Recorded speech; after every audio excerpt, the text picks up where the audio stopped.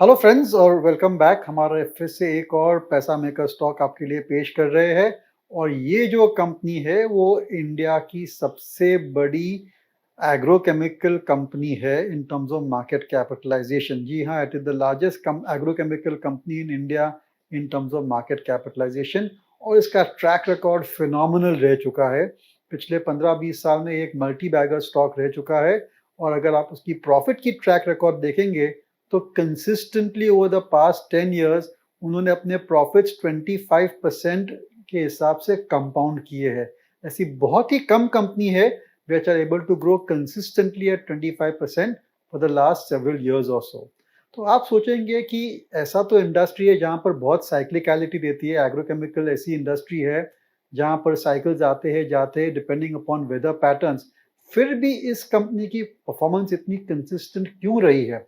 इसकी वजह यह है कि as compare to many agrochemical companies in India इसका जो बिजनेस मॉडल है वो थोड़ा अलग से है। और इसका सबसे बड़ा जो डिवीजन है दैट इज कॉन्ट्रैक्ट मैन्युफैक्चरिंग। यानी कि they are doing manufacturing for third parties. ये थर्ड पार्टीज कौन है? They are the large multinational agrochemical companies जो R&D करके नए नए एग्रोकेमिकल प्रोडक्ट्स इंट्रोड्यूस करते हैं जिससे जो एग्रीकल्चर सेक्टर है उसको फायदा हो सकता है and crops can be protected better और उनकी यील्ड भी बढ़ सकती है। तो ये जो ग्लोबल MNC एग्रोकेमिकल कंपनीज है वो रिसर्च करके नए नए मॉलिक्यूल्स डिस्कवर करते हैं, उनको ब्रांड करके उनको बेचती है ग्लोबली। लेकिन मैन्युफैक्चरिंग जो है, मैन्युफैक्चरिंग के लिए they come to PI industries which is a low cost volume manufacturer of branded and patented agrochemicals.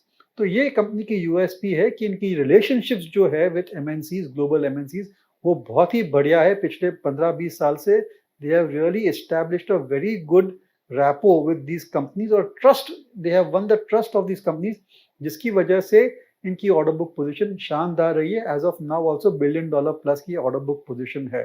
तो जैसे जैसे नए नए मॉलिक्यूल्स आते हैं ये कंपनी PI इंडस्ट्रीज नए नए प्लांट्स भी डालती है, उनके लिए डेडिकेटेड प्लांट एंड इक्विपमेंट डालती है for this innovator agrochemical companies.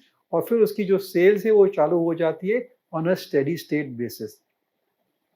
तो ये जो कंपनी की जो बिजनेस मॉडल है ये बहुत ही बेहतरीन बिजनेस मॉडल है जिसकी वजह से अर्निंग्स में कंसिस्टेंसी आती है और रिटर्न रेशियो भी बहुत ही बढ़िया रहते हैं। तो ये तो हो गया एक कंपनी का पहला डिवीजन। इसके अलावा दूसरा जो डिवीजन है इस कंपनी का that is domestic sales of agrochemicals. यहाँ पर भी उसकी जो स्ट्रैटेजी है थोड़ी अलग सी है, थोड़ी हटके है। यानी कि they are focusing on niche products, they are focusing on branded products and they're focusing on R&D और technologically superior products in the Indian market और जहाँ पर competition थोड़ी कम रहती है। और जैसे आप जानते हैं कि monsoons have been very successful, इसकी वजह से agrochemical sales में अच्छी खासी डिमांड देखने को मिलेगी। और मेरे ख्याल से PI इंडस्ट्री का ये जो domestic agrochemical domestic pesticide business है that should do very well in the September quarter. तो इनकी जो मास्टरी है over creating formulations for and creating agrochemicals और उनकी जो अंडरस्टैंडिंग है ये इंडस्ट्री की that they are now extending to the pharmaceutical sector.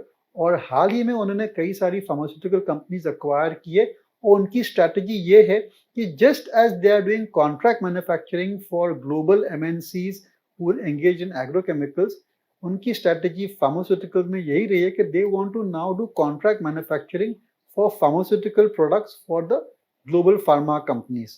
और उसके लिए उन्होंने 2000 करोड़ का QIP भी किया है और कैश रिच कंपनी है and looking for acquisitions in the pharmaceutical space. तो आज की तारीख में ये pharmaceuticals division is making losses, पर जैसे जैसे उसकी टर्नओवर बढ़ेगी और प्रॉफिट्स आएंगे तो it could be a major growth driver for the company. और सबसे बढ़िया बात यह है कि कंपनी के जो रेवेन्यूज है वो डाइवर्सिफाई हो जाएगी from global export of agrochemicals under contract manufacturing, फिर डोमेस्टिक बिजनेस है और ये फार्मा बिजनेस है। तो तीन अच्छे डिवीजन हो जाएंगे जिसकी वजह से प्रॉफिट्स पर थोड़ा प्रॉफिट्स थोड़े I would become they would become more sustainable और स्टेडी।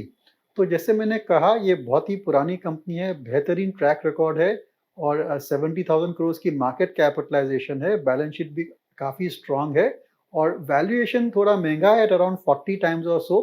लेकिन मेरे ख्याल से इस कंपनी में कंसिस्टेंट ग्रोथ आ सकती है और 15-20% फॉर नेक्स्ट सेवरल ईयर्स, जिसकी वजह से आपके जो रिटर्न्स है स्टॉक के, मेरे ख्याल से 15-20% के रिटर्न्स आप एक्सपेक्ट कर सकते हैं because of higher and higher growth rates. तो इस कंपनी के रिस्क फैक्टर्स क्या हो सकते हैं? तो ग्लोबल एग्रोकेमिकल इंडस्ट्री जो है, वहाँ पर अगर साइकिल्स बदलती है तो इस कंपनी के नतीजे पर असर आ सकता है, या फिर कुछ नए मॉलिक्यूल्स उनको मैन्युफैक्चरिंग के लिए नहीं मिलते हैं, तो then definitely that can affect the profitability of PI Industries. लेकिन मेरे ख्याल से they have manage the cycles very well over the past several years. तो ये एक रिस्क फैक्टर जरूर से है, लेकिन इस रिस्क फैक्टर के बावजूद भी इस कंपनी की ग्रोथ रेट्स अच्छी रही है। जो डोमेस्टिक एग्रोकेमिकल डिवीजन है, वहाँ पर मॉनसून फेलियर की वजह से आ सकती है, डिमांड पर असर आ सकती है, तो that definitely is a risk factor.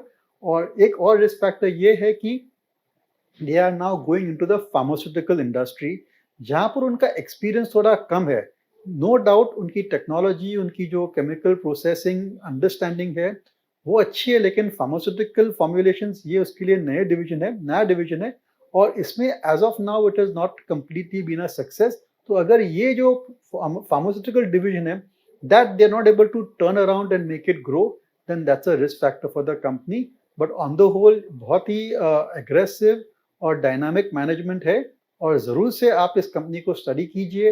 ये एक रिकमेंडेशन नहीं है, लेकिन इस पे ज़रूर आप ध्यान दीजिए। इस कंपनी में as a measure of disclosure we and our clients have invested. This podcast is produced by Elixir Equities Private Limited, a SEBI registered research analyst. Registration number INA 0000004787.